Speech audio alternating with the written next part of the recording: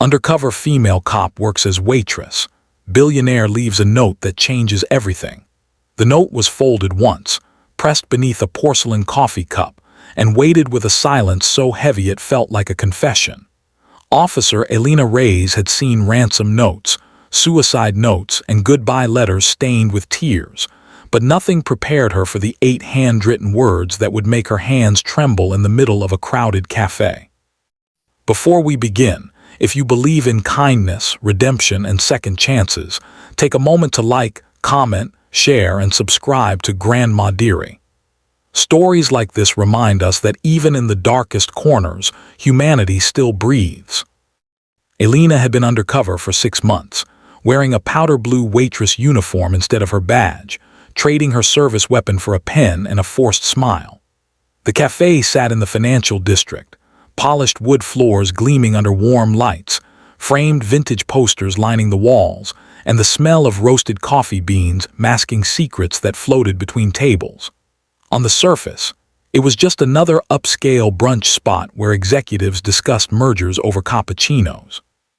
But intelligence reports suggested it was also a meeting point for a sophisticated money laundering operation connected to a powerful business magnate, Ethan Callaway, the elusive billionaire whose name was whispered with equal parts admiration and suspicion.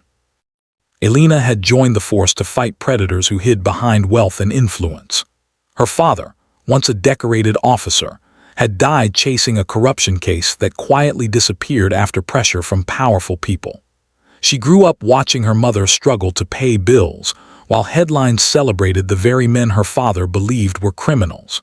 So when the opportunity came to infiltrate the cafe rumored to host Callaway's private meetings, she volunteered without hesitation. She told herself it was about justice, but deep down it was also about closure. Every morning, she tied her dark hair into a tight bun and memorized the day's pastry menu while scanning faces for coded exchanges. She learned to balance plates with one hand while discreetly activating the audio recorder tucked beneath her apron. She laughed at harmless jokes and apologized for delays, all while observing who passed envelopes under the table or exchanged subtle nods that meant more than words.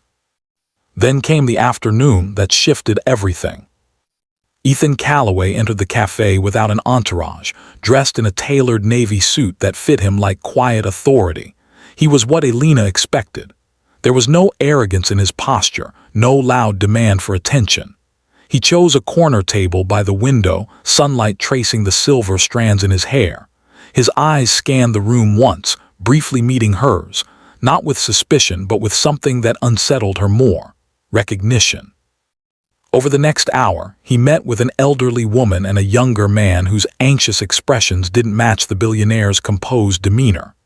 Elena served them coffee and noticed the older woman's trembling hands, the way she avoided eye contact, the way Callaway listened more than he spoke.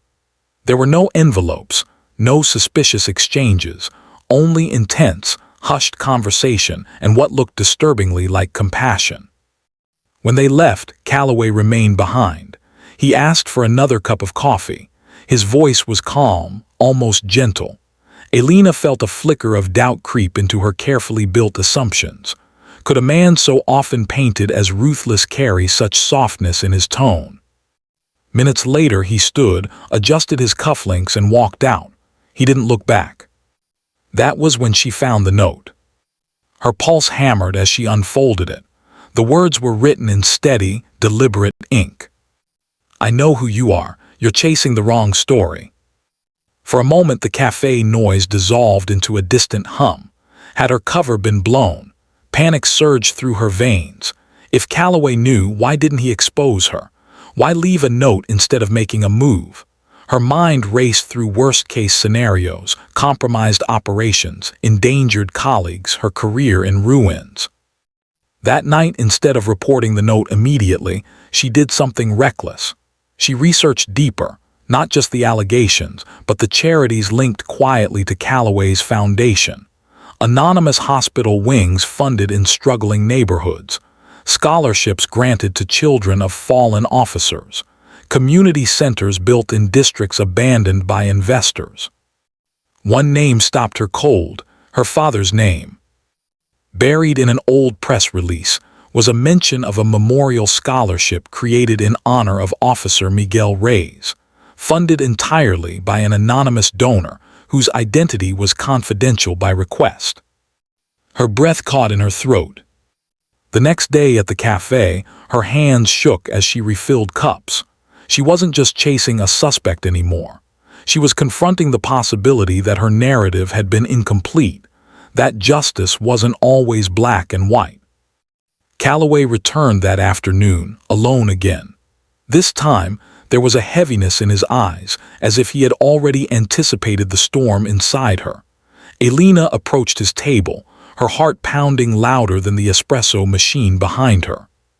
She didn't reveal herself. She didn't accuse him. Instead, she listened. He met briefly with a young entrepreneur seeking funding after being denied loans elsewhere.